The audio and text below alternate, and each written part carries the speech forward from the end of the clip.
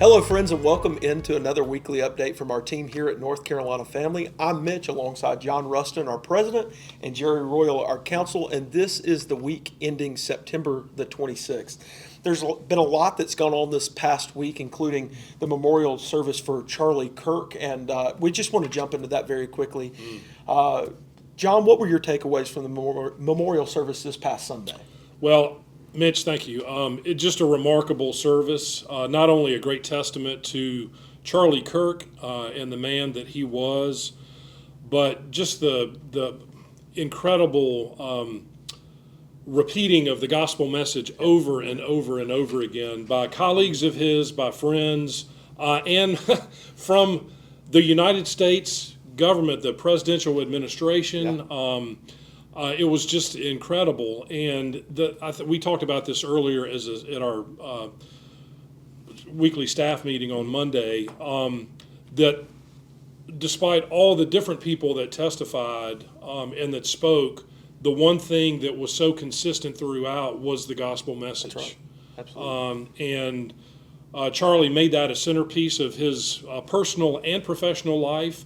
And that just came through for so many of the individuals who spoke, who presented at this service. It was really remarkable. And so I think, it would have made Charlie proud to have had not Charlie be the centerpiece, but Jesus Christ and faith in Christ be the centerpiece of that service. It was really, really incredible and very inspiring. Absolutely. Yeah. Speaking of our staff devotions, one of the things that we've been going through is Unoffendable by Brant Hansen. More on that in just a little bit.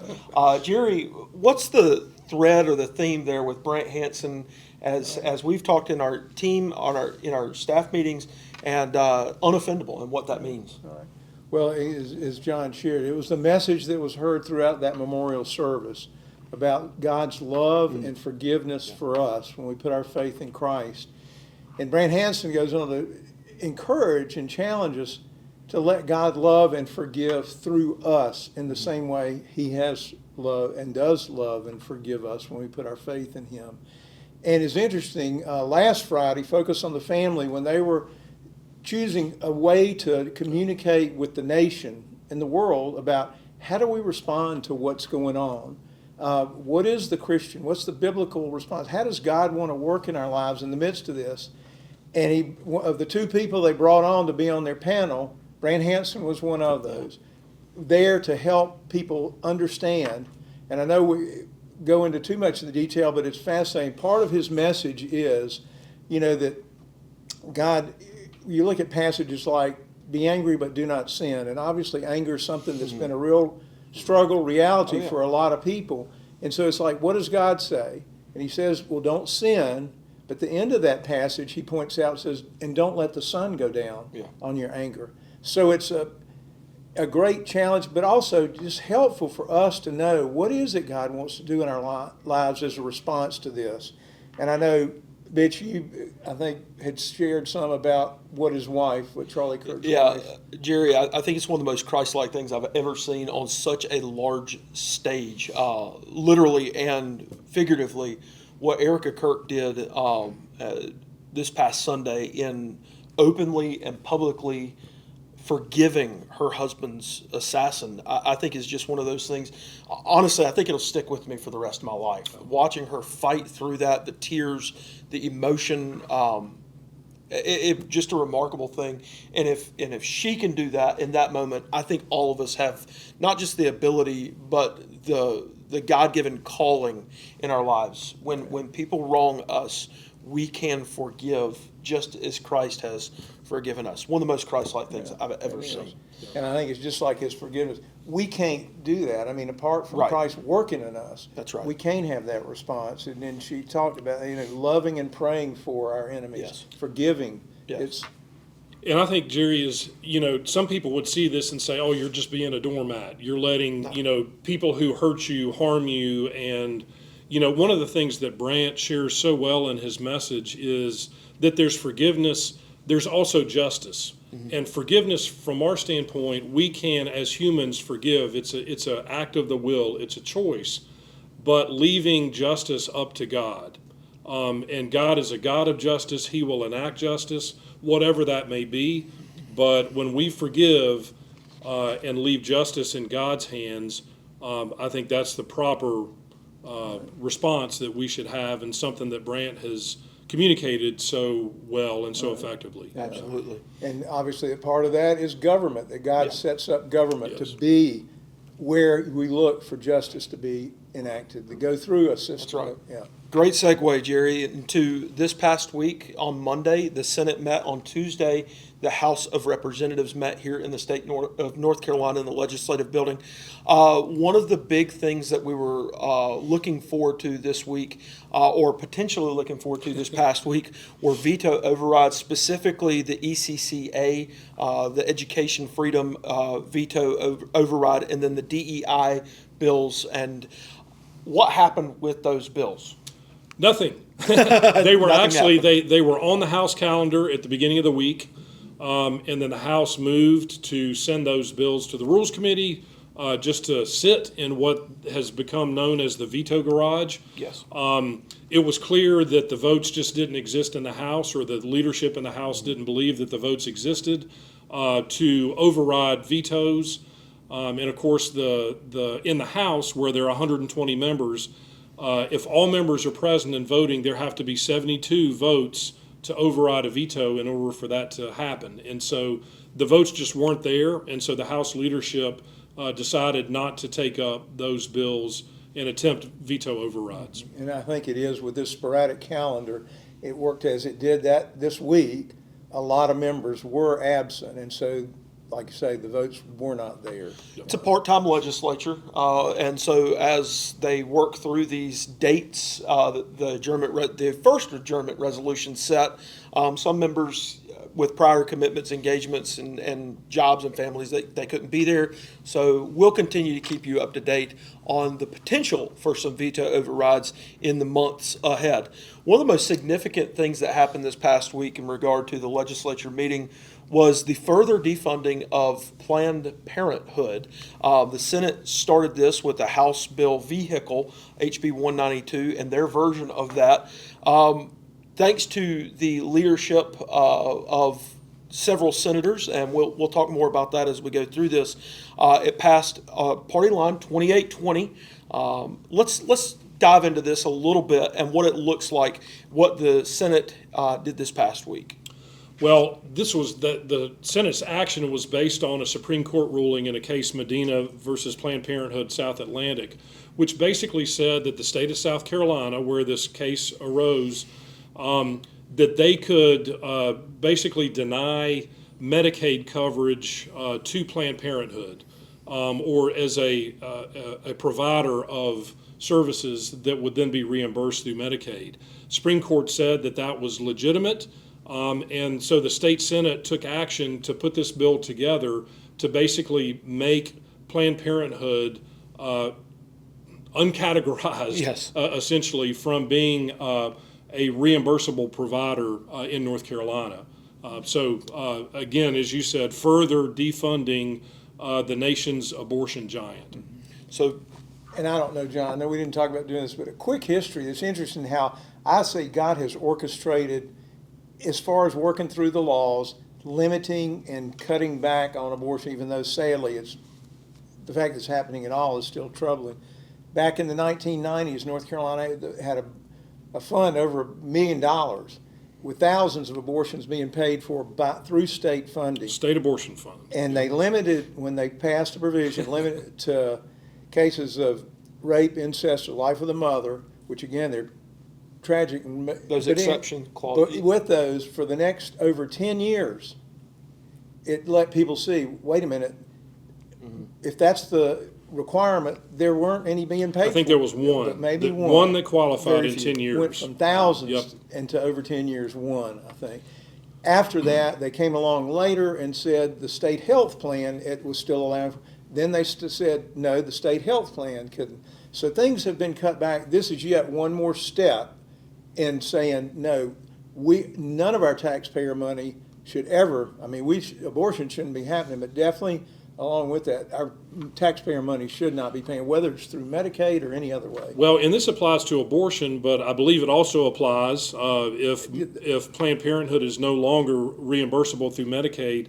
Planned Parenthood is one of the largest providers of cross-sex hormones, puberty blockers, and affirming services for individuals who are challenged with gender dysphoria and gender confusion. And so this would impact that as well, which is a very positive thing. And that's important clarification of that, John. Again, not in too much detail, but in the debate, they're going, well, why are we doing this? It's because we don't want money going to an organization who has as a primary focus whatever the other services they're offering. Things that are harmful to the family. Yes. Yep. So a lot of spirited debate, thanks to a lot of different leaders that went through this. Senator Galey, who led the debate on the floor. Great job. Yeah, She did. absolutely. Yep. And then, of course, the leadership of Senator Berger as he continues to lead Senate Republicans. Where this goes next, of course, if you track how these things work, it goes to the House. No action has been taken yet by the House. We're hopeful that that will happen in the months ahead.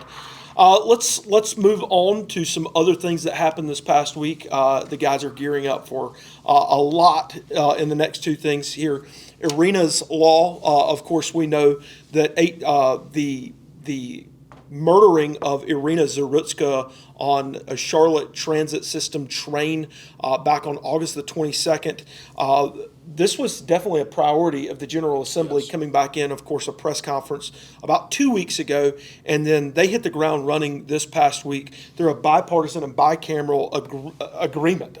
It shows that they can agree on things in a priority manner. Gentlemen, what do we need to know about this as it moved through? Jerry? Yeah. Well, when the bill passed, and it is amazing, that short window of time, I don't know when they started, but legislative staff spends months, I think, a lot of time preparing for legislation, doing a lot of research. Well, in this short period of time, they came out, it was a 21-page bill, a lot of provisions in it. And then when it was passed, I think just to highlight what the House leadership pointed to, just as some specifics: ending cashless bail, stricter rules for violent offenders, restricting judicial loopholes, mandatory mental health evaluations, and then something that happened right near the end of the debate on this was death penalty reforms that made up a lot of the discussion. I think there was, a lot of debate around various parts of it, but that's where there was a lot of focus. But then also more money for assistant DAs, legal assistants in the judicial district where this happened, because I think people are recognizing more resources for mental health, for the court system.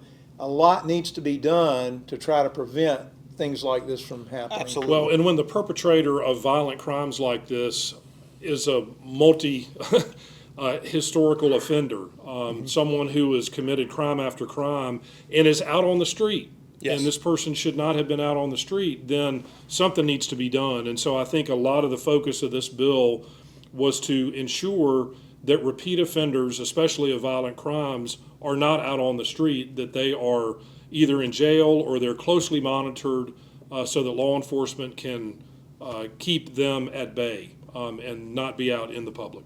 Absolutely. Another bill that was introduced in the House was the Political Terrorism Prevention Act, SB 13, or the House's version of SB 13.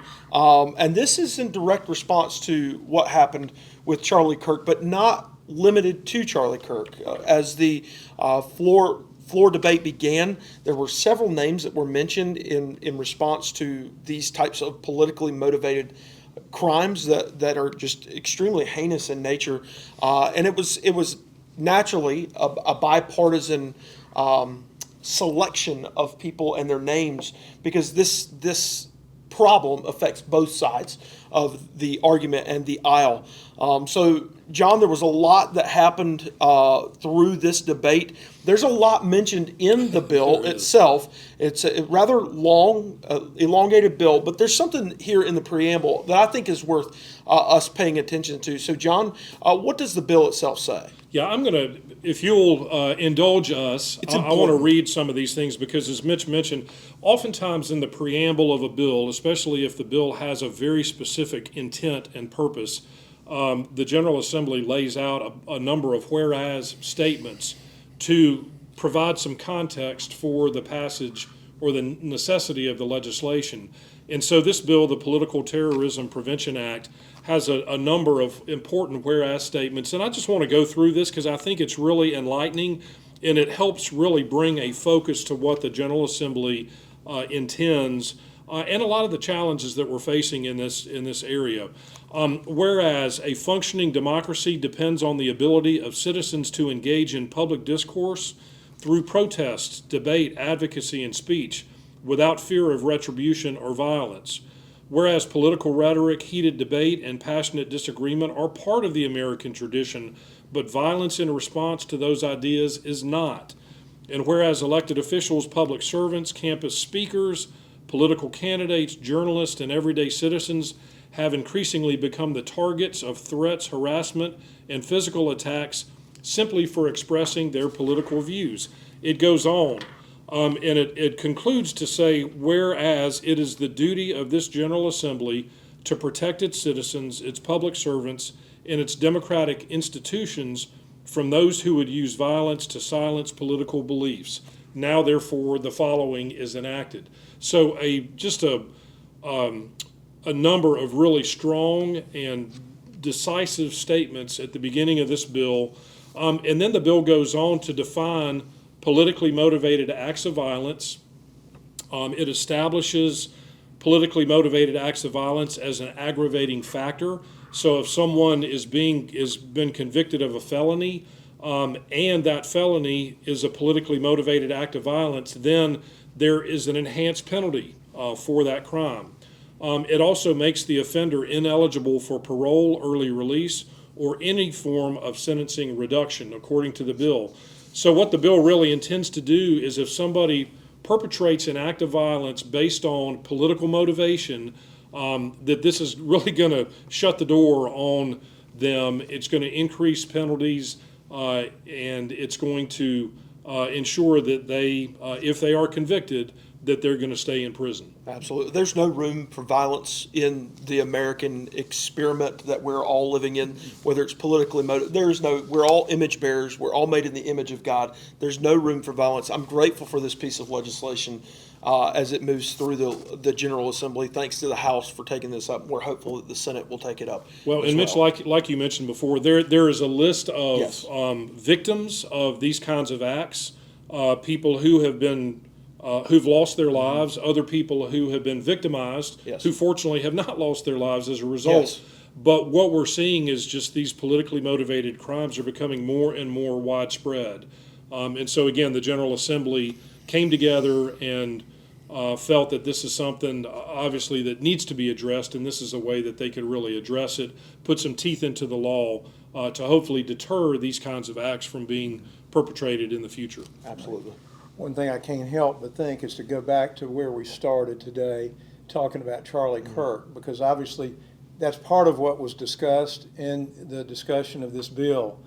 But for Christians, the wonderful thing, the wonderful witness that we, again, John, like you said, John, heard over and over throughout those 5 hours of the memorial was he went into difficult places, talked about these difficult political issues. But what he always and they said he developed it more and more, it was first and foremost in what he was sharing was most important is for people to be in a relationship with God through faith in Jesus Christ. Yep. And people, none of us know only God knows what led to his death. Part of it was the policy discussion, the political, but we also know that part of it was he was sharing what is the most important thing in life. And I think it's a great encouragement and challenge to all of us, I think, in our daily life, that whatever we're doing, that's first and foremost in our thinking as we're interacting with people. Absolutely. There were a lot of impassioned speeches on the House floor. Thanks to Representative Wyatt Gable of Onslow County for sharing his story of direct correlation to Charlie Kirk, and him. One of the reasons why he's in the House of Representatives is because of the leading of Charlie Kirk in his life. We started with Brant Hansen. Let's end with Brant Hansen. We started with a mention of Brant Hansen. Let's end with Brant Hansen. On October the 9th in Charlotte, Brant Hansen will be our keynote address speaker for our Charlotte Dinner Gala. If you want more information about that, you can go to our website, as well as our Winston-Salem dinner on November the 13th with Farr Curlin. You're not going to want to miss either one of those dinners. You can go to our website at ncfamily.org. That's ncfamily.org to learn more information about those dinners. And I bet the information about the dinners will also be linked to under this video. Probably right down there. Take advantage of that. We still have a handful of tables available for the Charlotte dinner. Those tables for the Winston dinner are getting taken up. So if you're interested in either of these events or both of these events, please respond quickly while there's still time. Very good. Well, thank you for watching another one of our NC Family Weekly Update videos. For more information, of course, you can always go to our website, ncfamily.org, and we hope to see you again for another one of our weekly update videos soon. God bless you all.